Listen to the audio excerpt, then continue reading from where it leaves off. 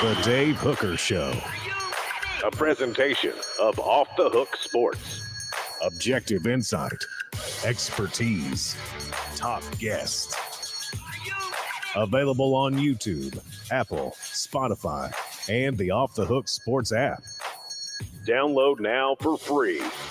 Also available on offthehooksports.com. I compute and obey. Now to Dave Hooker. Ready. All right, here we go. T. Martin days till the Vols play Virginia in Nashville. 15 days. And we've got a monstrous show lined up. A Football Friday with Fred, according to our analytics. He is your favorite guest, so we'll visit with him. That should be a whole lot of fun.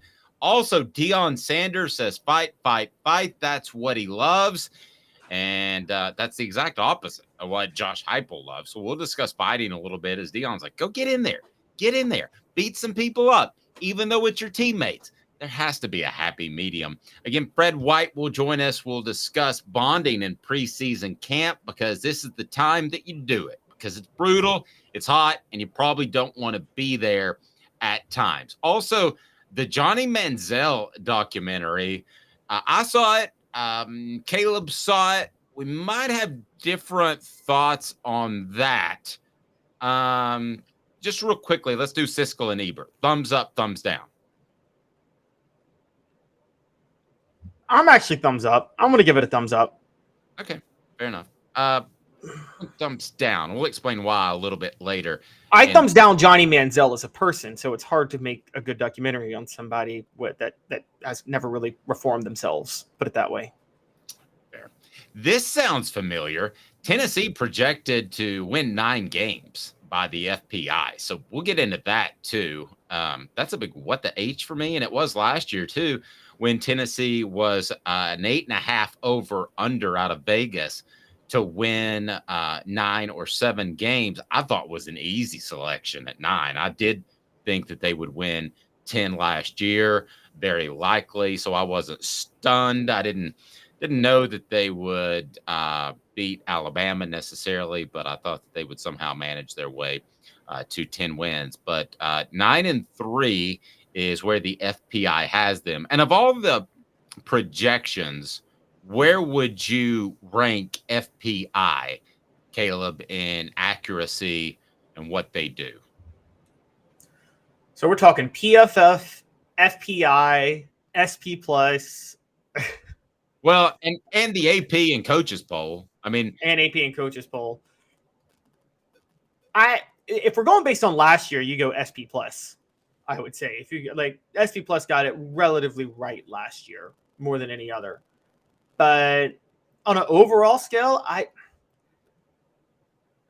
still go SP plus. I'd go SP plus, which should encourage Tennessee fans. No, it should. SP plus is like Tennessee for quite some time. 4 Downs now is brought to you by our friends at Zen Sports, and we're taking a look at the top true freshmen that are entering Tennessee's program and what kind of impact they can have. Let's go. 4 downs. 4 questions. 4 answers. The Dave Hooker Show. 4 Downs. A presentation of offthehooksports.com. I got some new insight on one of these cats, by the way, Caleb. Like from someone within the program. Yeah, like really good stuff. So I can add to this. So this column up, and it is by Caleb Calhoun on offthehooksports.com. The 5 freshmen most likely to make an impact in 2023, and it's brought to you by Zen Sports, the new sportsbook in Tennessee, revolutionizing the way you earn sports betting rewards. That means no more deposit bonuses that turn into deposit nightmares. On Zen Sports, what you see is what you get with their cash rewards program. You get a lot of cash, like Nico, who we'll talk about. For a welcome bonus, earn an unlimited 5% cash back on your betting volume for your first 15 days when you sign up with the code HOOKED. That's right, unlimited 5% cash back. Keep betting, keep earning with up to 3% cash back on your betting volume every month after that, and refer friends to earn a percentage of their betting volume. cash rewards too. Zen Sports bringing the cash back to Tennessee. So if you bet on sports, you want to be betting on Zen Sports. Zen Sports betting just got better. Hey, Cooper Mays, what down is it, sir? Coop here. First down. Thank you. I appreciate that. And what should people do? Cooper Mays here. Hit like and subscribe. Perfect. First guy up to bat, number 5, as rated by Caleb Calhoun, is Nico Iamaleava. He is the projected backup, and I think that Joe Milton's going to be the guy as long as he's healthy. But you've got him at number 5. Why is that, Caleb Calhoun? Well, Joe Milton's already got hurt once since he's been at Tennessee. Actually, he's gotten hurt twice since he's been at Tennessee. True. Combine that with there's still persisting questions about his ability to hold the starting job for the whole year, and the massive amount of hype behind Nico Iamaleava. I think all of these things makes it likely Iamaleava is going to play at least a few drives that are meaningful this year. Now, I don't know if that's because Joe Milton gets hurt or something like that, but I could see Milton getting – look, they're going to have to use Milton a little more in the running game than they used Hendon Hooker last year, and that's kind of a little disturbing for Tennessee because Hooker was actually, I think you agree, was probably even though Milton's bigger, Hooker was a more fluid runner than Joe Milton does. No question. And I was watching a couple runs. I guess it was because of this morning that it's T. Martin Day, 15 days until the Vols kick it off. But definitely when T got up and going, he was fast. And I think Joe Milton's going to be the same way. But there was sort of, he wanted to stay in the pocket. I think Joe Milton wants to stay in a pocket.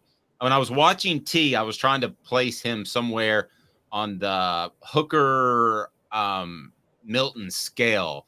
And I thought he was closer to Hooker as a fluid runner, but not as fluid as Hooker. And there was a little bit of that stiff hips because he's used to being a quarterback and not an air quotes athlete out on the field. So, yeah, I think Joe Milton will be a good runner, but it's going to be a different runner. And he's got one thing that he's going to have to reconcile, Caleb, and that is he's going to be able to put his shoulder down and punish people. But we all know you don't want your quarterback repeatedly putting his shoulder down and punishing people. Right, exactly. I mean, you need that shoulder when they're trying to throw. Even if it's the left one and it gets injured, you need both shoulders because you need to be in the game. Right. And so that leads that bolsters the point that Milton's likely to get banged up at some point. And we're not talking a Hendon Hooker freak accident ACL tear. I mean, that's always possible. But I think Milton is more likely to take a hit that sidelines him for a drive or two. And so I think you're going to have some games where Iamaleava is going to come in and have a couple of meaningful drives. And that alone puts him on this list. Because funny enough, I talked about this on the column. Tennessee loses a lot of production. They also had a top 10 recruiting class, and they weren't where they needed to be talent-wise yet. You would think that would lead to a lot of true freshmen starting, but I had kind of a hard time finding which true freshman could have an impact this year. Yep. This guy will. What's up, everybody? This is Jacob Warren. Well, that's Jacob Warren. Jacob, what are you doing, man? Coop, what down? Cooper Mays here. Second down. Now it's your turn, Jacob. You can go ahead and tell people what to do. We'll work you in there. What's up, everybody? This is Jacob Warren, asking you to like, subscribe, and share. Dave needs this. He does. Everybody's on the program on a Friday. Ethan Davis will have an impact. I was told to somebody within the program, though, that all of the talk of him being further along and being a major impact player is a little premature.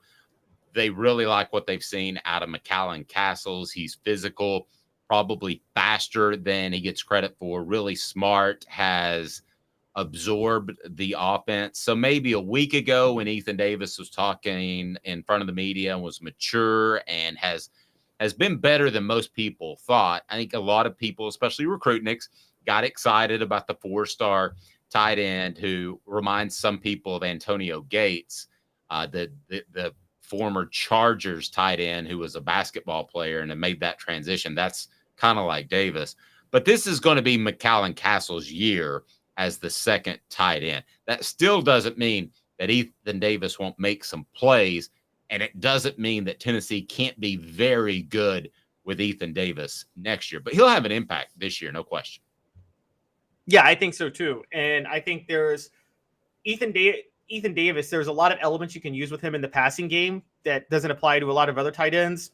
Now, I would say Jacob Warren is a more complete tight end because you can trust Jacob Warren to line it up and block if you need to, which is I have to bring this up a lot.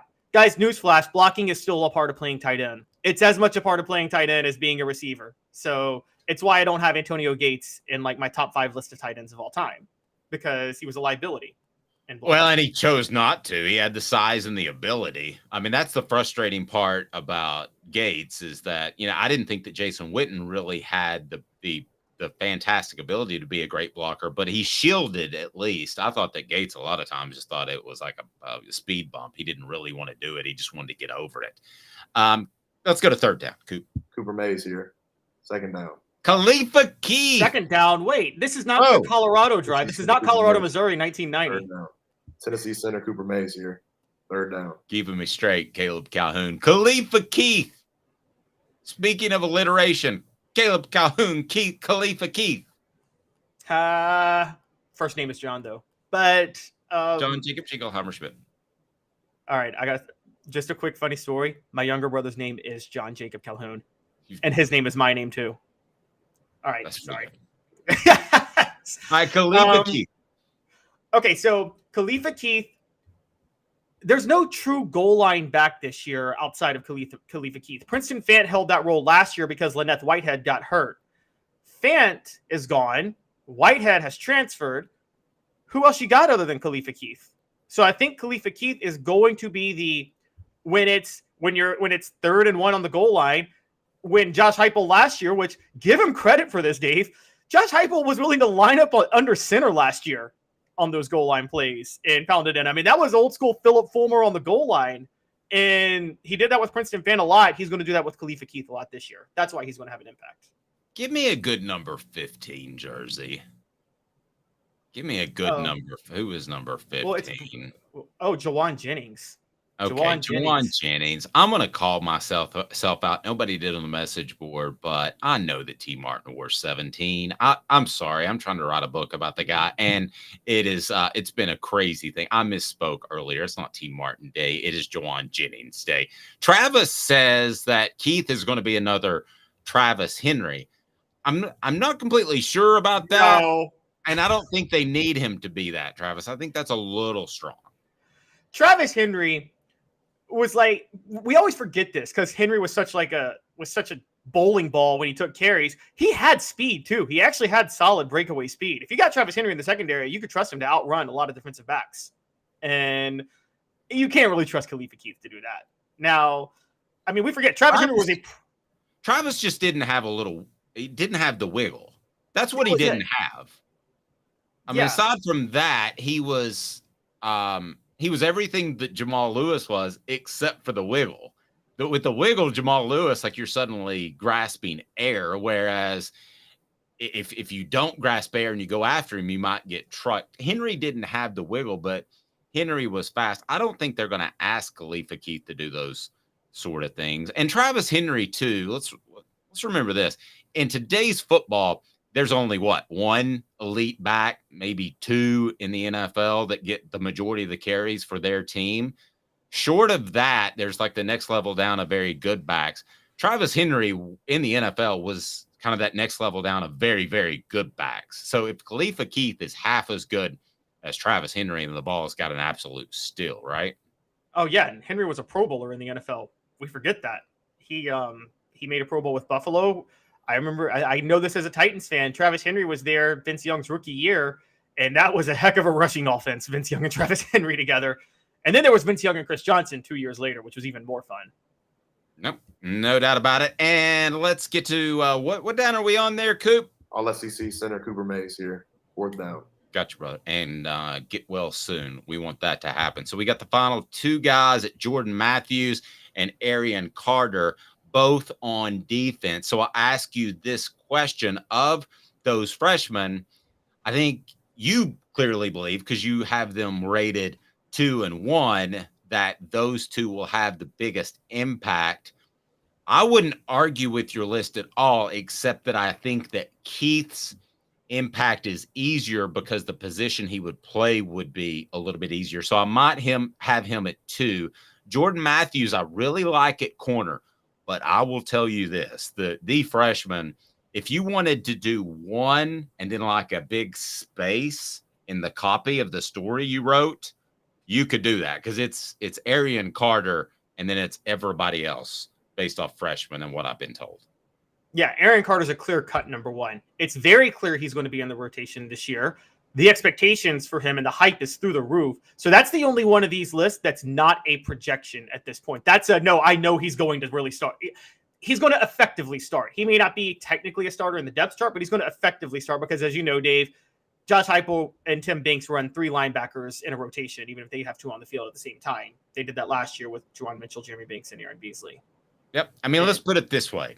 If we weren't crazy covering fall camp and if players were more available, this would be the time to roll out the Arian Carter feature story. That would be what's coming out in Sunday's paper, the old way of playing that, because there is no question he's going to be a factor. David said, love this show. Put that up. We appreciate that. Hit the like and subscribe button if you haven't at this point. And what freshman are you most excited about seeing this upcoming season? Maybe it is Nico. Some people still want to see Nico, but the guy that you're going to be most likely to be most excited about at the end of November is Arian Carter, and it's not close. I haven't seen freshman hype for expectations for this year, for the year they're a freshman. I'm going to say since Eric Berry. I'm just going to be honest. I'm going to go there. I'm not saying Arian Carter's the next Eric Berry, but I think who's a player between Arian Carter and Eric Berry that's a true freshman at Tennessee that you expected to have an impact as a true freshman? I thought the hype was stupid crazy. I'm not agreeing with it, but I thought it was stupid crazy on the McKenzie kid, Khalil McKenzie. Oh, yeah. See, I didn't have Khalil projected to start, though, because there was still Danny O'Brien on that team and Shai Tuttle. And it's defensive tackle where you usually don't come in and start. I mean, I agree with you, but as far as the chatter, I thought the chatter was as strong as Berry. Maybe Butch Jones was trying to create chatter as strong as Berry. That could be what that was. Well, there's a lot of truth. I don't know. I remember. I remember. I was actually at the Beacon at the time, and I remember covering the Tennessee opener against Cal. And I'll never forget you. I didn't know you at the time, Dave, but me and you were probably in the same huddle. And I will never forget. Everybody was questioning, why are you starting? I think it was Rashawn Fellows. Or no, or was it Gerard Parrish? But one of those was starting over Eric Berry. I'm Brian Fellows. Do you remember that from Saturday Night Live? I'm Brian Fellows. I do not. You don't remember Tracy Morgan's bit? That's crazy. Oh, my gosh. All I'm saying is you were probably in that group, Dave, questioning why are you not starting Eric Berry against Cal? Because it seemed like I wasn't dialed into practices like the other reporters were at the time, but it seemed very clear that Berry was the best player in the secondary immediately, the second he stepped onto campus. Did he not start against Cal? No. I think it was Gerard Parrish that they started against Cal. And it was like one of the it's viewed as it was a typical Fulmer, he's a freshman not ready. And then at halftime, I think they put Eric Berry in against Cal. It's like, all right, we're done. Didn't they give up was it the end around to Deshaun Jackson that they gave up? Maybe they gave up a punt return for a touchdown. Was it the punt? Oh, yeah. When Jeff Tedford basically told Deshaun Jackson, I will never forget this. He said, Tennessee's defense over pursues on every play. So just hesitate. I had some 4-down questions too that I was going to run through, but I'm just going to go to one since we've discussed most of them. What's the best season for Nico Maleava? Personally, as a person, as a player, it's probably not to get thrown out there. I mean, the worst would be Joe Milton gets hurt the day before the Florida game and you're out there in Gainesville and that's your first start. So that'd be the worst to me. What's the best for him personally? Is it to sit the whole time? I think it would be probably to play a couple of meaningful drives, but still, you talk about meaningful drives. What's a meaningful drive? Is a second quarter drive against Austin Peay a meaningful drive? Certainly a second quarter drive against most any Tennessee opponent would be. You would think that if things are going well, they might throw him in there against Vanderbilt to get a, quote, meaningful drive. But meaningful drive is truly the game is on the line. So, I mean, it would be nice if he got that, and I'm sure he would like that. But that would mean that Tennessee's not doing so great. It would be best for him personally. What would be best for him personally? Yeah, I'm with you. I think meaningful drive. I just don't know how you do that, but without Joe Milton getting hurt. But I think Milton is going to get hurt a couple of times. This isn't, if you remember Chris Leak and Tim Tebow at Florida, Tebow came in on meaningful plays at Florida the year that Chris Leak was the starter. But that was different because Tebow was such a change of pace from Chris Leak that it was hard to figure out.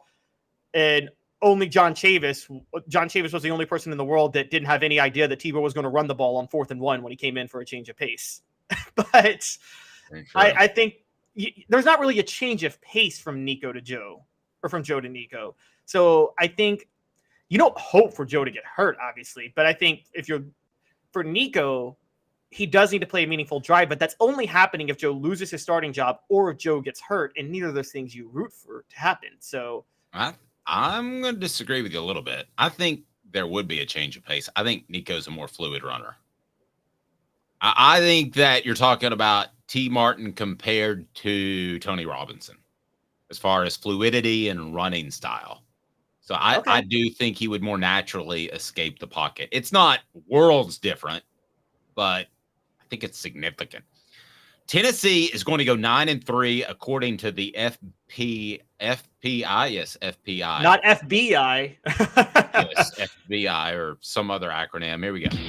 What the? What was he thinking? Release the hounds. The Dave Hooker Show. Keep cool. A presentation of offthehooksports.com.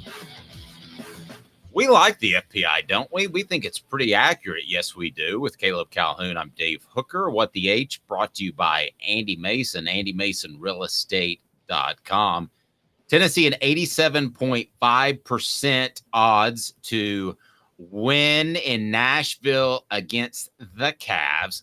Austin P at home, 98.4%. How about Florida? This one is a bit surprising. And it's brought to you by Andy Mason. AndyMasonRealEstate.com. Best prices and service in the biz. Andy Mason, AndyMasonRealEstate.com. He's got my real estate biz. He should have yours right there in East Tennessee. 40 years of experience in that market. He's awesome.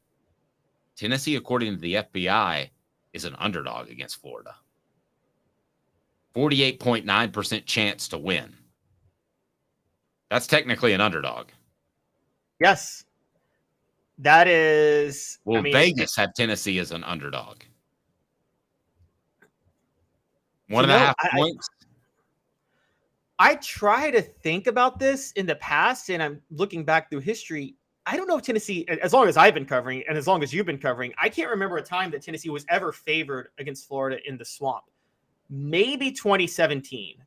That would be the only time I can think of that they may have been favored against Florida in the Swamp. And I'm looking at it now. Somebody else, if you look it up before me, let me know. But I don't know who was favored in the Swamp in 2017. That's kind of the big question. But outside of that, yeah. By the way, SC Scout guy, so we'll get a viewpoint from outside of Tennessee. He likes the Gamecocks, and who can blame him? They're rising, we would think, under Shane Beamer. Says, honestly, everyone I talk to that is not a Vol fan thinks 9-3 is about right. I don't hate 9-3. I just, if I had to bet 10 or 8, I would take 10. But here we go. I mean, it gets started right now that they are underdogs according to the FPI. 48.9% chance of beating Florida. UTSA, 86.9% chance. I thought was a little bit high. South Carolina, 77.9% chance. SC Scout guy, sorry about that, but I'm not surprised. A&M a little bit closer, 66% chance of beating the Aggies at home. This one is one of the more stunning ones. Alabama, just a 15.2% chance of beating the Tide in Tuscaloosa after winning a year ago. What? I mean, that seems very low to me. I mean, I was going to think maybe 25%, 30%, but 15% chance? particularly when Alabama should be worse this year. Based on FPI data points and the way they do this, Alabama should be considered a little bit, actually significantly worse this year than they were last year. And so that kind of throws me off. And don't forget this. 2 years ago, Tennessee was within one score of Alabama in the fourth quarter. And that was when Tennessee was still rebuilding under Josh Heupel. So, yeah, this one's kind of a little shocking. And I'll also say this. One of Nick Saban's biggest weaknesses, Dave, if you looked at throughout his history as a defensive coach, is what he does his first time facing a quarterback that he's never faced before. And this is going to be his first time facing Joe Milton or Nico Iamaleava. Here's the other thing. As he kind of goes a little bit more ball control, Saban does. I always thought the one knock on him was that he would take the air out of the ball, sit on the ball a little bit in the second half. And it almost crept up and cost him, especially against Lane Kiffin in 2009. Then he went to the up tempo with Lane Kiffin, and that wasn't the case. It was Alabama up by 28 or 30 in the second half. So they didn't do that as much. But I thought there were times they had a 10, 14, 17-point lead, and they kind of sat on it. Does he go back to that thinking? If he does, I think that's good for Tennessee in any up-tempo offense. But 15%. That's crazy. Kentucky, 53% chance of winning. That's in the Commonwealth. Too high, too low to you, Caleb? I think it's just right.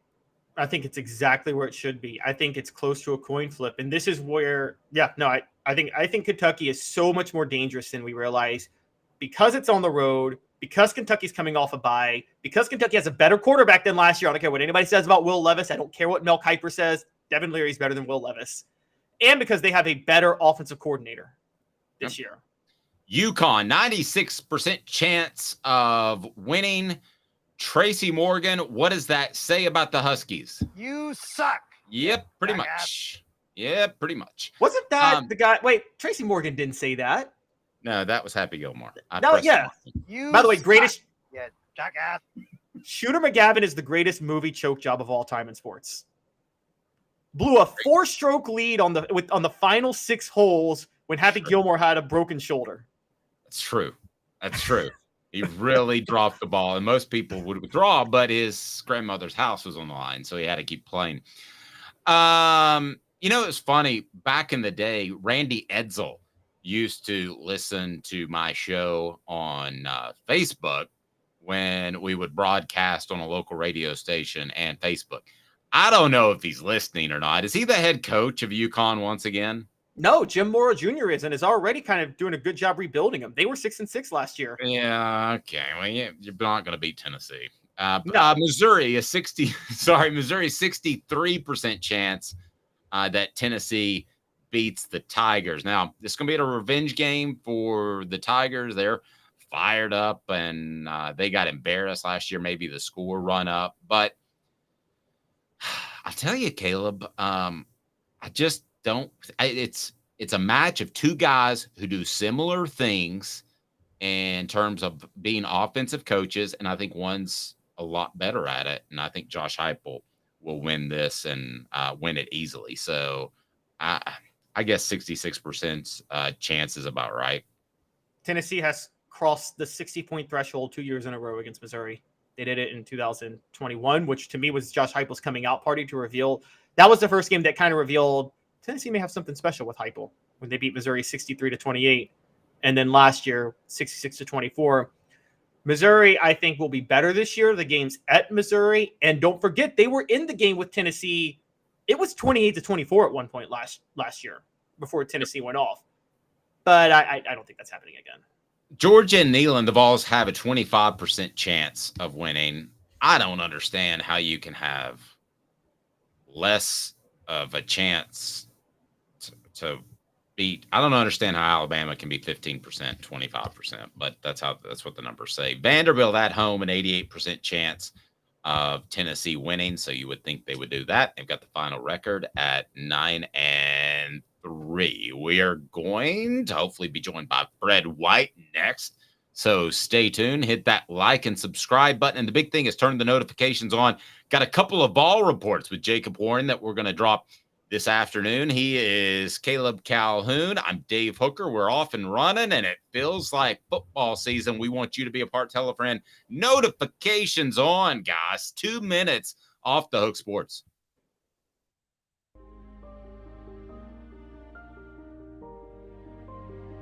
Our family has been creating one-of-a-kind pieces of jewelry in West Knoxville since 1986.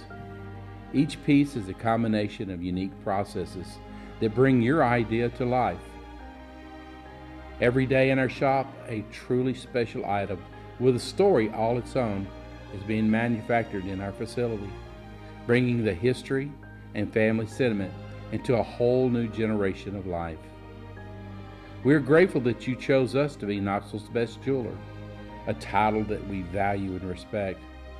Because to me, being a jeweler and owning a jewelry store are not the same thing. I'm Rick Terry. I'm a jeweler, and we want to be your jeweler. Kingston Pike and Campbell Station Road in the heart of Farragut, and downtown on Gay Street right next to the Tennessee Theater. Hi, Mike Davis here with City Heating and Air, reminding you to always dare to compare. Our team provides quality local heating and air service, installation, and maintenance across East Tennessee. We use only the best equipment like American Standard heating and air conditioning for your residential, new construction, or commercial needs. Honesty, dependability, and customer satisfaction have been the cornerstones of our business since 1961. City Heat and Air. Dare to compare. These mountains hold and defend a spirit far better than moonshine. A drink that holds flavor, that becomes necessity. A hard cider made and relished by folk who are as hearty as they are legend. A refreshment that can only be found in one place, with a taste that makes you say, give me 3 bottles of the good stuff. Tennessee Cider Company, where necessity can be found. Who's this guy? Hello, wizard. The Dave Hooker Show, a presentation of Off the Hook Sports. What? YouTube, Apple, Spotify, and the free Off the Hook Sports app. Back to Dave Hooker. Say something insightful for a moment, Caleb. Taylor Swift has released the cover for Taylor's version of the 1989 album, guys. Who's excited about that? I know Dave is. Not me. Checking in on Fred White. So hopefully he'll be able to join us here momentarily, as I know Fred has a lot going on, but we'll connect with him. And guess who we're going to talk to next week? I will go ahead and provide a hint. He played defensive end. He had a great career in the NFL. His team is often spelled by its fans. Team name. His professional team, you mean? Professional, yeah. They don't go VOLS, Vols. But which, that's not the worst chant in the world. Pretty sure I know who you're talking about. Who is that?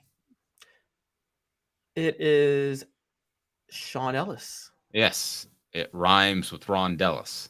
But there'll be a couple of Jacob Warrens up there too. And Fred and I had a chance on the Celebrate 98 series brought to you by Tennessee Cider Company, tncidercompany.com. Use the promo code HAT and you will get some free swag with any purchase. So you can purchase their cider just about any place in the United States of America. We did kind of a hall of fame and who's the toughest, who was the hardest worker, the most competitive, but you couldn't pick Al Wilson. So you could not pick Al Wilson, and Fred couldn't pick himself to take him out of that equation. So that's what we did. It was pretty cool, and we enjoyed it. That is up on the YouTube page now. So subscribe, like, and turn those notifications on. And Rocky Top Tom says, I'd rather listen to Chinese opera than Taylor Swift. I'm going to back Caleb Calhoun. A very good friend of mine, actually, Stacey Oliver, who just wrote her first couple of pieces for the website. She talked me into listening to the Karma song, and I'm going to give kudos. That's pretty strong. I'm not saying that it's elite singer like a Whitney Houston or even even a Christina Aguilera had a big voice, or an Aretha Franklin. It's not that, but it's better than a Madonna or another female singer from back in the day. So I'm coming around. How about that? Are you stunned right now, Caleb? Whenever anybody gives her a chance, they fall in love.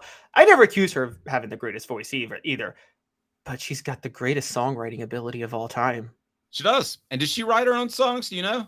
Oh, yeah, she writes them all because she's a genius. I don't think that you know that. I think you just said that. Well, she has a writing credit on every one of her songs. So. Oh, she does? Yeah. Is it her and somebody else, though? Over the past few years, it's been her and somebody else, but her original first 6 albums was exclusively her. I didn't know for the longest time that Elton John's partner wrote most of his songs. And by the way, I don't care if you think Elton John's cool or not. You go to one of his concerts in his prime, your mouth's going to drop wide open. He was actually playing at Thompson Bowling Arena. Me and my wife had only been dating for like 3 months. And we drive by and the guy goes, $50 a ticket. And I said, I've got $14. He goes, I'm not taking that. I need at least 50 for the both. And I said, I've got $14. I'm a student. So he let us go in. We were on the 13th row center to see Elton John. Didn't even know he was playing at Thompson Bowling Arena before we saw that. And you talk about an incredible show. Elton John was unbelievable. Fighting? Are we tussling a little bit? Because it appears that's the case. I'm your Huckleberry. Let's get what the H. What the?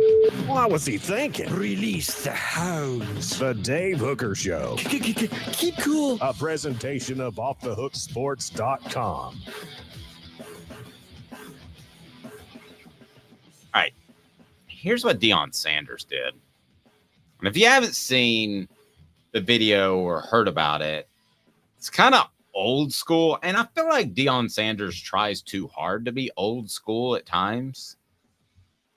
I really don't know what I would do if he said, you have to call me coach to address me, which he does. I've never called a guy that I've covered coach. He says, you got to call me coach. You can't say Deion. I mean, I've said Philip, Josh, Wayne, Derek, Butch. I mean, I actually felt goofier about calling a guy Butch than coach.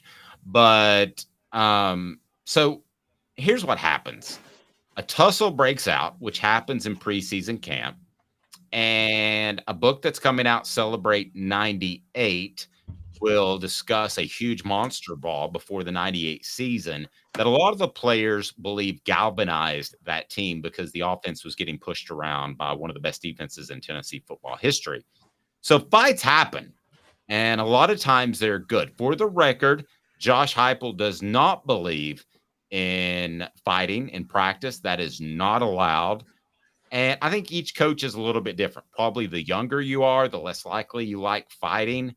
The older you are, you're okay with it. So Deion Sanders is okay with it and actually encouraged his players to fight, saying that you're not standing up for your teammates. So let's turn it to Tennessee. Should the Vols be fighting, or should they walk away from a fight, or is there a happy medium? I've been around practice and a lot of fights, well over a dozen, and I've covered probably 1,000 practices. So it's not unusual. It's always just been part of it. I think if Caleb and I, if we had to go outside in the backyard and run into each other 80 times a day for about 20 days during the month of August when it's hot, we would probably fight. So I think it's part of football. Caleb, your thoughts on fighting in preseason camp? Well, first I want to say it's really rich coming from Deion Sanders, who was notorious for avoiding contact when he played. Like, that was his thing. He didn't even try to learn how to tackle. And so I think that's really rich coming from him. However, when it comes to fighting, I think it depends on how your team is built. And I do think it's a little old school in the sense, you know, when you played in the 90s, there was still the whole toughness wins out in football. And the 98 team was definitely built in that identity. We're tougher than anybody else. But if you are I don't like to use the term finesse, but I do think Tennessee is more of a execution-oriented team now with Josh Heupel. I don't think fighting is as crucial because they're more focused on executing, not just out manning you in one-on-one matchups all the time. And so I think there's a little bit of a difference now. So I don't think it's a big deal that Josh Heupel doesn't like fighting. I mean, it reminds me of Peyton Manning in the NFL. Peyton Manning was obviously about more about out executing you. So he didn't like fighting in practice with his teams. He really didn't. And he even said one time, you fight, you're going to get a 15-yard penalty and cost your team the game. And so it's not like the 90s, 80s tough defensive-minded teams that, the Jimmy Johnson Hurricanes or the 90s Vols or anything like that you wanted to fight because you wanted to reestablish your dominance. To take it to basketball, the bad boy Pistons wanted to fight. They wanted to establish their dominance by fighting. The Bulls didn't want to do that because they had the star power, so they didn't really care. But you can't back down either, which I think that's what Deion Sanders was talking about. Travis asked, who would win a fight, Dave or Caleb? Let's bring Fred White in, and we'll get Fred's thoughts. Fred, who would win a fight between me and CC Caleb Calhoun? Fred, who do you think would win a fight? Well, I don't want y'all to fight. First of all, I don't condone violence. But, well, Caleb, you better run. If David grabs you, might be over with. So, this depends on how big the ring is. Dave is older than me, but he's a workout warrior and he doesn't drink. That's two advantages in his favor that, Well, I'll go ahead and tell you the answer to the question. It's the 30-second over-under rule. If Caleb stretches it to over 30 seconds, I don't do cardio, so I'm gassed. And then Caleb could just, bounce and move and tap me and tag me and wear me out. If I can get a lick in out of my first 3 swings, I'm going to win. After that, you're going to be dog tired, I'm assuming. But after that, I'm going to have to lay down and take a nap and say, Caleb, you won. Oh, my gosh. What do you think of fighting in practice? And you may have not heard us talking about this, but Deion Sanders chided his players for walking away from a fight in practice. What did you make of that? Listen, one of the reasons why I knew we were going to be a really good team and we were tough was the fight. You guys, if you have not listened to Celebrate 98, you need to go check it out. We talk about big fights on there, and the one big fight we had before that 98 season was an all-out brawl, offense versus defense, and it was intense. But you also knew one thing. Every last person on your team was tough as nails. You knew that.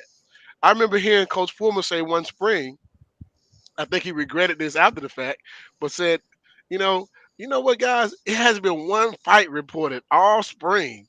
I don't understand what's going on. We used to know guys were tough because they would at least go out and have a fight. And right after that, we had about 10 of them. But it was the problem was it was in the public with other people. But it was you told us to fight, coach. We fought.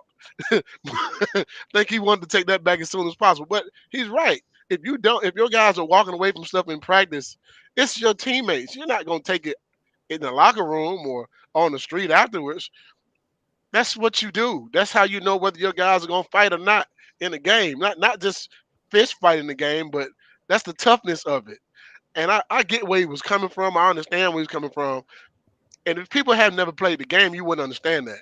I mean, I've had fights from little league, high school, college, and pro. I've seen those fights. And if you touch somebody on my squad on the defensive side, guess what we're going to do?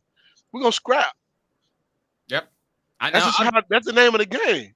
There's no way that you can run into each other 80 times a day, 5 days a week for a month and not want to get in a fight when it's 98 degrees. Robert says brothers fight, period. They do. Here is, in my opinion, the difference. The generation is different. So Fred said the most wise thing way back in the Celebrate 98 series, and I've taken it to heart. Immediately when they walked off the field into the locker room, it was done. It was it. Nowadays, I don't know that this generation would have the maturity. I don't want to sound like the old guy. Get off my lawn. I don't know the old guy right now. I know. I don't know that they would have the maturity to put it down, Fred, and let it go. That's part of your coaching in your locker room, though. Okay. You got to create that culture in your locker room. If you went into the locker room and brought something in the locker room, back in the day, guys like Tyrone Hines and Joey Kent would stop you immediately. Like, hey, man, we say that for the football field. And here we're family. On that football field, we going against each other. There's a difference. And they established that from the beginning. Bubba Miller and those guys, they weren't going to allow you to do that in the locker room. There weren't many fights in the locker room. Not a lot. I mean, because the older guys nip that in the bud real fast. But that is a testament to what your leadership is like on your football team, because your leadership on your team determines your culture of your team. Fred, who was on y'all's team that who was the Rocky on y'all's team? The guy that was really small, and then there was a fight, and you're like, wow, I did not know he could last that long in a fight because he just looked so tiny. He wasn't really small, but it was Fred would be the answer, except for the small part. I'll say this: it wasn't too many guys on our team that wouldn't scrap with you, and didn't care how big you were. I mean, I've seen linemen go up against linebackers. Most linemen are bigger than linebackers. I've seen DBs go up against receivers, or DBs go up against tight ends, or everything. I mean, we didn't have. Let me say it like this: I don't know about today's game. I can only speak and vouch for my group of my teammates. We didn't have no punks on our team. Whoever you went up against was going to give you a battle. You didn't want to do that. I watched Tyrone Graham, who was probably one of the smallest DBs receiver on the squad, one of the fastest to ever come to Tennessee, fight with Sean Ellis on a daily basis. And Sean Ellis is 6'5", 285, 90 pounds. So there was no back down in none of our guys. No. Tell me about, and Jimmy said that we sound stupid, don't need players hurt and fighting. No, it's not that. It's not really that simple, because in 98, Fred and Tennessee's defense is absolutely pushing around the Vols offense. They can't get anything done in spring, and then they're halfway through preseason camp, and they are just getting punked. And essentially, Philip Fulmer challenged the offense via Spencer Riley mostly, and he's the one that started it by a waylay he laid on Al, and you don't hit Al and not expect to get hit back. And that really galvanized that team. It would be too strong to say you don't win a championship without that fight, but it did mean an awful lot, Fred. It meant an awful lot. Hey, Jimmy, you man, I don't know where you played the game in and what level you played it at, and I'm not trying to go at you. I'm just being honest. I haven't had a good football team that I ever played on that we didn't have some fights. Period. Not one. The only team that was horrible was the 2000 San Diego Chargers. We went 1-15, and we fought damn near every day. Only lost more games in one season than I ever lost in my whole life. So, yeah. Did you win any fights? I won every last one of my fights. Keep in mind, in 1997, Leonard Little started the season with a cast on his hand. Came from a fight, but he still had a stellar season. And was still you remember who he hit? I don't remember exactly who he hit, but I just know it was a big fight. It was a brawl there too. Wow. Have you ever lost a fight in preseason camp? Dave, I ain't lost too many fights in my whole life. I didn't think so. Fred, I was talking. And listen, I'm not trying to act like I'm Mike Tyson and them, but the difference between me and the next person is I'm willing to do a lot more than some people are willing to do to win. Especially when it comes to a fight. I have never heard of a fair fight. Not ever in my life. Yeah. My grandfather taught me that one. Yeah, there's no such thing as a fair fight. I mean, because if you're putting your hands on me, that means you have intentions on hurting me. So I have intentions on hurting you at that point. What was it? Pirates of the Caribbean. I don't know if y'all saw the movie where Jack Sparrow and Orlando Bloom's character. Orlando Bloom's like, in a fair fight, I'd kill you, and Jack Sparrow was like, well, that's not much incentive for me to fight fair, then, is it? I mean, the word fight. I mean, unless you're in a boxing match and you got gloves on, there's rules, right? But if this is just a fight, sometimes there's not a rule to fighting. But the rule is different. It's a rule when you're fighting your teammates. You don't go below the belt. You don't try to hurt someone. It is really just getting it's a mano-a-mano macho type of thing, really. And it's finding out if your teammates are tough or not.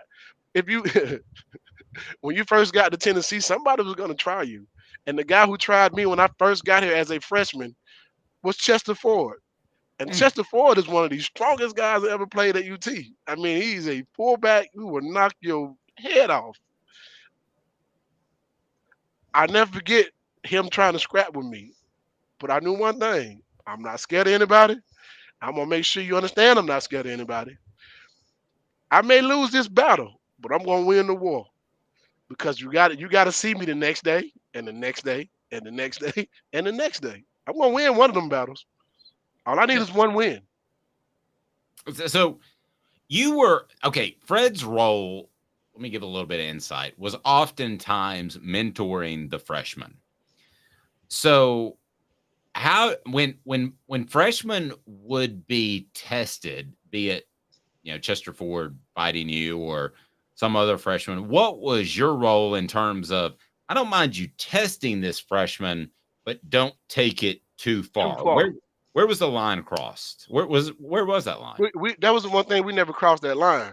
And usually the guy who tried you ended up being your big brother. To this day, me and Chester Ford are like, that's my dude. I love that guy to death, and he loves me to death.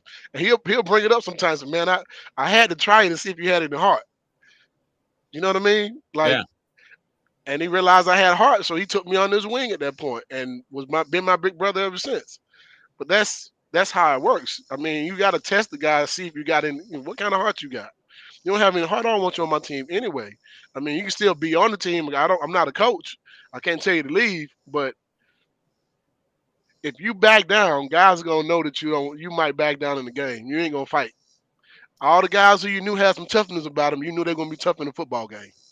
It's tough to get us all together sometimes because we're spread out across the nation on Off the Hook Sports, but we are going to be in Dallas for SEC Media Day. So maybe Fred could come along, and as like a team building thing, he could just beat the hell out of Caleb. I got other ways of testing Caleb. I don't want to fight him. Well, I'm the guy, I will say, y'all can younger generation shame me because I'm the guy, if I were on the practice field, I'm not fighting. But if you're fighting, it's going on the internet. And it's going on the internet because of me. I'm the guy I will make sure to appropriately film it from the right angle, and World Star is going to get it. Hey, so I don't fight no more unless I have to. If I'm fighting, that means my life depends upon it. That is the only reason I'll be fighting. I wouldn't be able to move for 5 days. You remember how you used to get in a fight, Fred, and the next day you were kind of sore, and especially I did. And when I was 18, 19, I'd get in a fight, and the next day I was kind of sore. And now I wouldn't be able to walk. Well, Dave, I'm going to tell you the difference between me going to the gym and you going to the gym is two different things. I got two nephews who I need to make sure they understand that Uncle Fred is still the dude. So if you ever try me, I'm going to make sure I can whoop you. That's why I go to the gym. I go to the gym just in case somebody tries me and I have to defend myself. I go do kickboxing because of that. I go do Muay Thai because of that. I need to make sure that if I ain't stronger than you, I got other ways of beating you, just in case I have to have a situation where I have to have hand-to-hand combat. Plain and simple. Just for the record, Fred White goes to do chest day, lays down. What are you using? How much weight are you using for reps on chest? It depends. We do a different type of workout. We start out at 185 for 20, 215 for 225 for 15. Then I go 275 for 10, 315 for 5. Then I go back down to 225 and I do 2 sets of as many as you can do. The goal is to get 20. Good gracious. I could do 185 maybe 5 times. Fred, were you the if I could do an analogy, were you the Steven Jackson on the Vols? And for those who don't get the reference, when Ron Artest went into the stands in the greatest fight of all time, the Pacers-Pistons brawl, Steven Jackson was like, I don't care who started it. My brother's in the stands, and I'm going to go beat up some fans. Was that you? Unequivocally, without a doubt. That's my teammate. That's my brother. He might be wrong. but I'm not gonna let him go through that situation and get beat up. And that's my teammate. I'm gonna make sure I go up there to get him out of there. If I gotta fight my way to get him out of there, I'm gonna fight my way to get him out of there. If I gotta fight to get to him, I'm gonna do that too. But I will tell him he's wrong at the end of the day. In the moment, I'm gonna make sure I save my teammate. Plain and simple. Well, Steven Jackson didn't try to get him out of there. Steven Jackson was like, "I want some punches in here too." I mean, I'm gonna throw some. If it requires me throwing some punches, I would have done the same thing. That's my teammate. I'm gonna make sure he's good. Now, is it right or wrong? It may be wrong, but I'll guarantee you one thing: that's my guy. That's my teammate. I'm going with him. Same thing Dion is saying. If my teammate is fighting the DBs and they all jumping my guy, don't you run away from that. You better go over there and help him.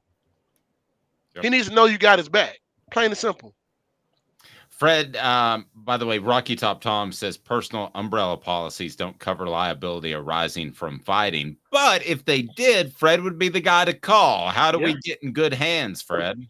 Well, listen, you need another type of policy for that, by the way. you can be in good hands if you give us a call at 770-381-0367.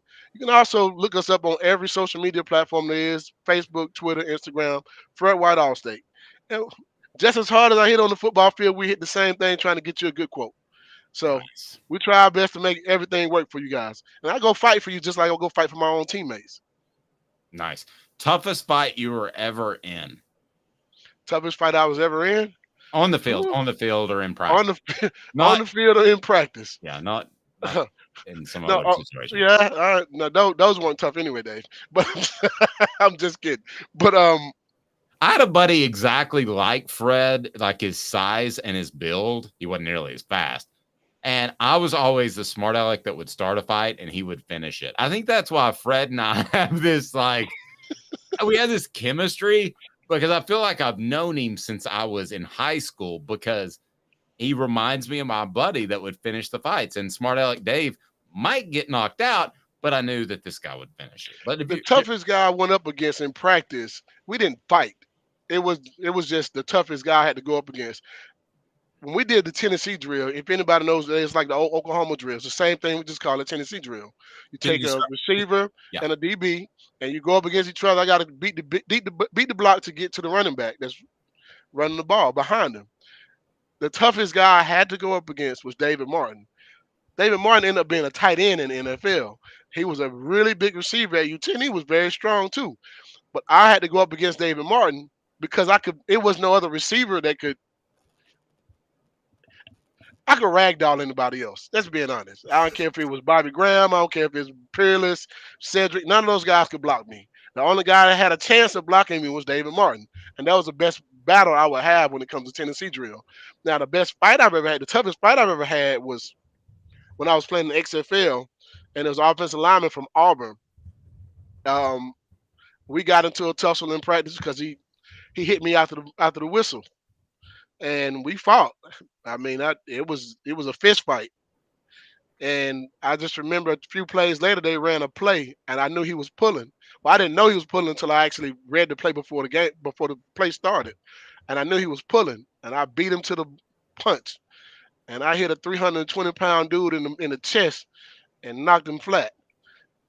So needless to say, I won the battle. He might have won. I won the war. He won the battle. Yeah.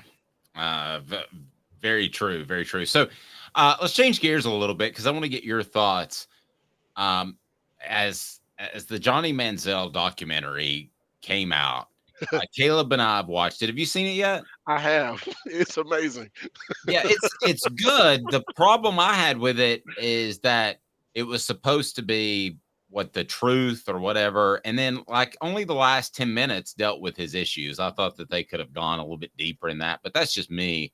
But they talked about how Johnny Manziel changed the expectations at A&M. He changed the type of money that came into the program. Mm-hmm. Totally different dudes. But to me, that sounded a lot like what Peyton Manning did to Tennessee. Fair comparison?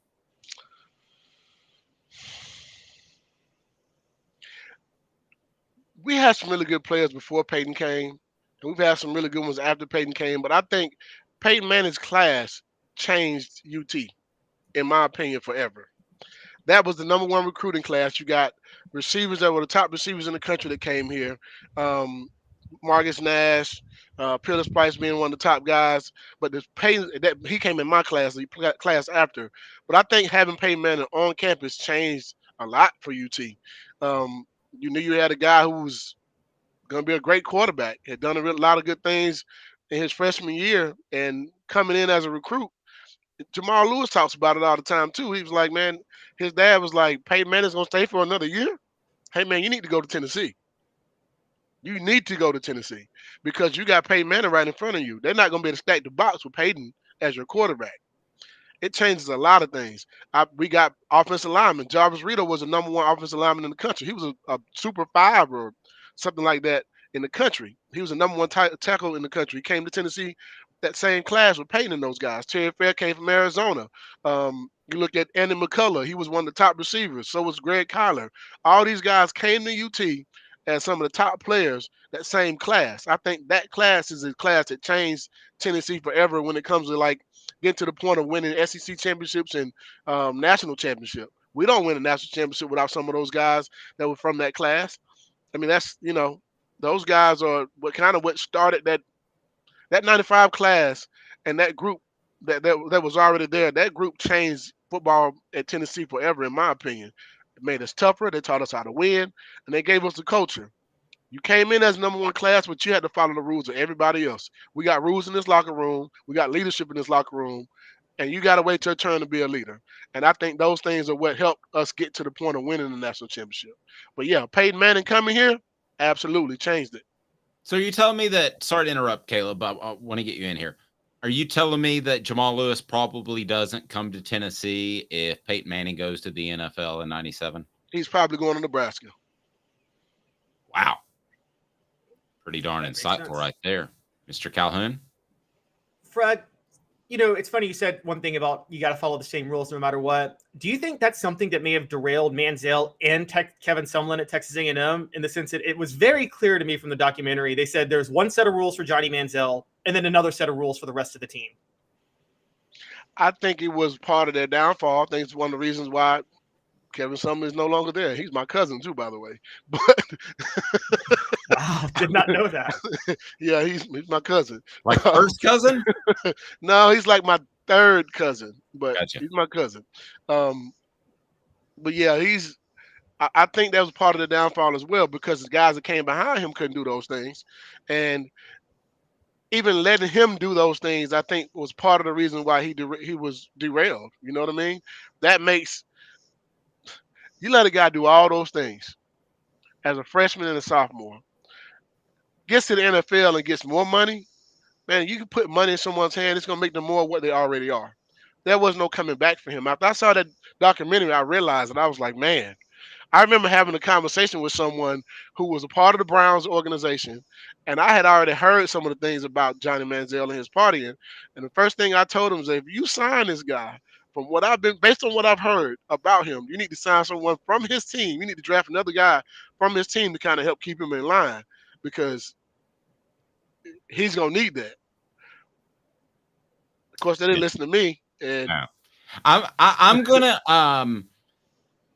make reference to a story you told me a long time ago. So if I've messed this up, let me know. But it was your senior year before the bowl game.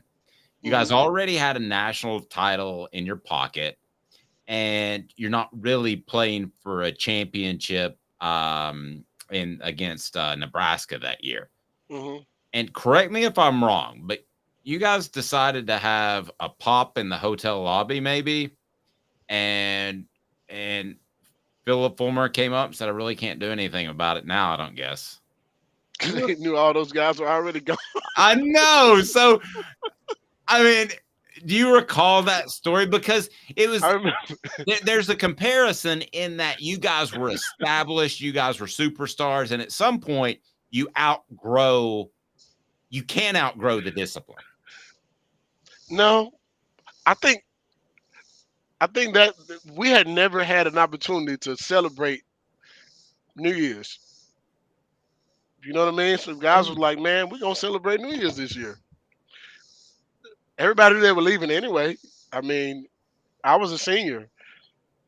Some of the other guys were juniors, but they knew they were gone. Dion. You know, and man, we sat down and had us a drink. What could they do? Like, it wasn't no rule that we couldn't have one, so we did. True.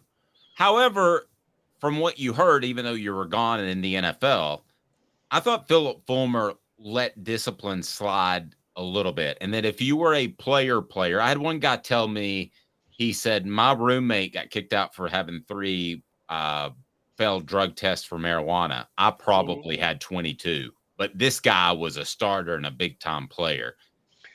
I don't know the answer to that one because I was not a guy who was failing drug tests. Okay. That was something I was going to do. I was not going to fail a drug test and go home and had to face my mom or embarrass my family.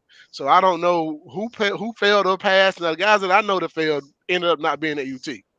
But was there? What I'm asking is, did you hear of a mindset and a culture within the program that if you were a true playmaker, you could get away with stuff?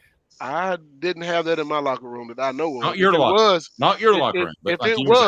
If it was, I wouldn't have known about it because that wasn't my culture, and that wasn't the culture of my locker room that I knew of. And every test that I took, I passed. And the guys who I know that got kicked off for failing drug tests, some good football players, some really good football players. And I don't want to name any names. They were superstars in their own right and could have been big time guys. So yeah, I know some guys who got kicked off that were great football players for failing drug tests. So I don't know that, everybody's story is different, and maybe he changed after us. I don't know. But I know that when I was in school, there was a few guys that got kicked out of school, and I don't want to say no names because I'm not trying to bring the negative light to them. However, if you go back and you look at some of the top players that got kicked off the squad, you know exactly who I'm talking about. And those guys could have literally changed history at Tennessee. We could have possibly won more than one national championship with those guys being a part of the team.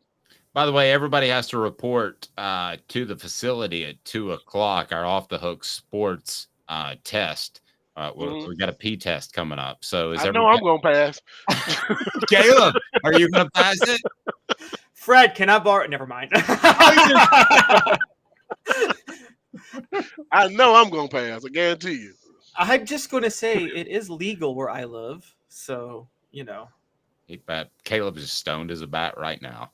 Is this Tennessee? I didn't know it was legal in Tennessee. I don't live in Tennessee. Yeah.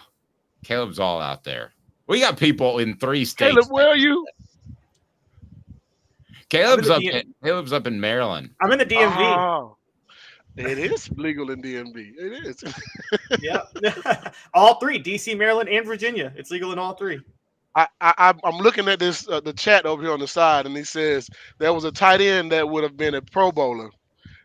And I definitely agree. Dustin Moore. And he was one of the best athletes I've ever seen in my life. Yep. Still to this day. I never forget the first time I ever saw him catch a pass in 7-on-7. And I watched the tight end, 240 pounds, split the safeties. And I'm talking about safeties, Ray Austin and Torrey Noel, 2 guys who are really good football players and playing in the NFL. I watched this guy, 6'4", 240 pounds, catch a post route and split the safety and not run them to the touchdown.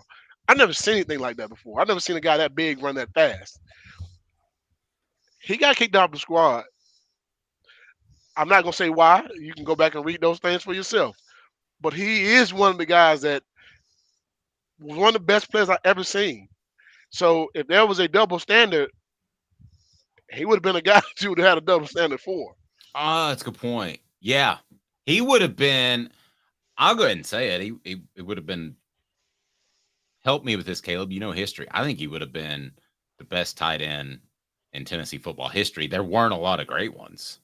There really weren't as far as productive guys. He would have been a guy that you worked into the game plan, Fred. You made sure to get him the ball. He was the first tight end I ever saw that big run that fast. He was a 4'4" guy at 6'4", 240 pounds, man. I've never seen anything like that before in my life. Now, guys are more athletic now, those type of things. You got those big guys that can run like that now.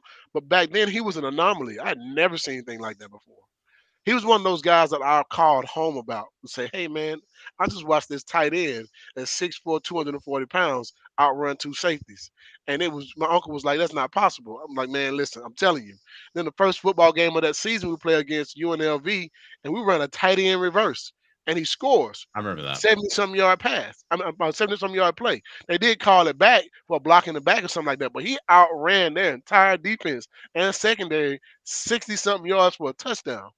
So I'm not the only person that got a chance to see that. What happened to Dustin, Fred? Do you have any idea? I don't know. I'm not going to speculate on somebody else's issues in their lives or what happened when they go, like whatever. But I know that he's a good friend of mine to this day. I'm still proud of him as being my teammate, and he's always going to be my teammate. But I know what I saw as far as talent. I still haven't seen anything like him yet. There's two guys that I take that back. I've seen a lot of great athletes, but there's 3 guys that I look at and say, man, these are some of the best athletes I've ever seen in my life. I don't know what God was doing when he made them, but it was almost to perfection when it comes to athletic ability. Travis Cozart, Dustin Moore, and Leonard Little. They got out of the bed and they were great. I mean, that was insane. I've never seen anything like those guys ever. I feel like I was a great athlete, but I ain't never seen anything like them before. And I'm still waiting to see something like them. That tells you a lot. Well, Caleb and I fighting in the backyard's not going to be anything that will inspire you. Well, Fred, we're talking star power and we're talking fighting. So I just want to know, you got some inside information probably. Who's the one player that fought Peyton Manning in practice? Nobody. Nobody fought Peyton? Manning? Hey, man, that offensive line would have killed you, man. Did anybody get close to fighting Peyton? Did Peyton ever? Because I know he got in people's faces a lot, didn't he? So, hey, man, the offensive line would be the only people he would have probably got into it with. Ain't nobody on the defensive side of the ball going to touch Peyton. Well, he does go at his offensive line. We saw him curse out Saturday when he was mic'd up in the NFL. I mean, he may have gotten into it with his offensive lineman, but ain't nobody rough him up or nothing like that. That was not going to happen whatsoever, because the other offensive lineman would have stopped you. I mean, but yeah, man, listen, when they protected Peyton in the games, they protected him the same way in practices. There was not going to be anybody to touch Peyton. You can't even get close, man. Hey, listen, that offensive line would have wore your tail out. And I'm not talking about just any offensive lineman. I'm talking about some of the best offensive linemen that ever come through Tennessee. Bubba Miller, Jeff Smith, Leslie Ratliff, Jason Lehman, those guys, they weren't playing. They're some of the toughest guys I have ever seen. Yeah. Come on, Caleb. It's not like they had Jeremy Banks on their team. Listen, we had fights when they were on campus too. I mean, and we gave them their battle. We gave them a run for their money. But I'm gonna tell you something. Them boys were bad, man. They were bad. They were mean as boy. They were mean. Good. Jason Lehman still scares me to this day, and I ain't no scary person. It takes a lot to scare me. But that guy didn't even talk. He just looked. Those are the worst ones. The ones that just don't talk. He just looked at you, and the look he gave, like, I hope I don't have to fight this big dude here, man. Fred, you're incredible, my man. Are you at a golf event, or what are you doing there in the background? I am making my way to Tennessee Cider Company. I'm going up there to check out the facilities, man, and go, support our one of our biggest supporters with Celebrate 98, man. I had to come up and do that. I will be playing some golf tomorrow. By the way, if you got some good golf courses out there, man, I'll take an invite anytime you got one.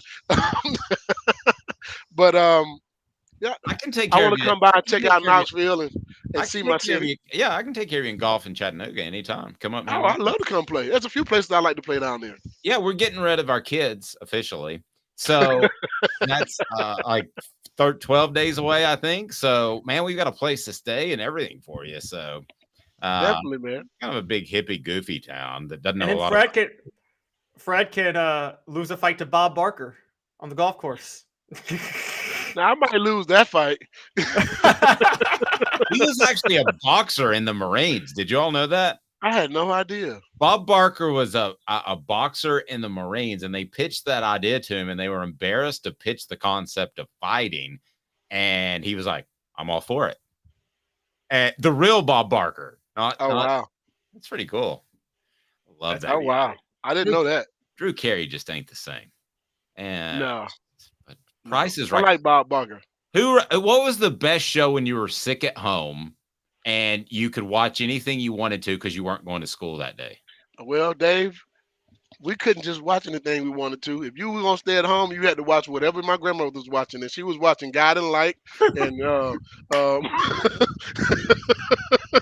whatever the stories that were on at the time. I can't remember the guy's name, but Victor Maitland. That's remember his name. All My Children. That's the other one. Yep. That's what you were watching.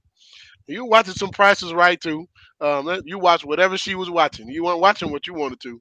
You couldn't go in the room and watch TV. You gonna sit here with grandmama and watch it on the couch. Mine was The Price is Right, and I still remember sitting at home sick one day, and a guy kept going. They go, "What's your bid?" And he goes, "$4.20, Bob." And then the next time it comes around to me, he goes, $4.20, Bob.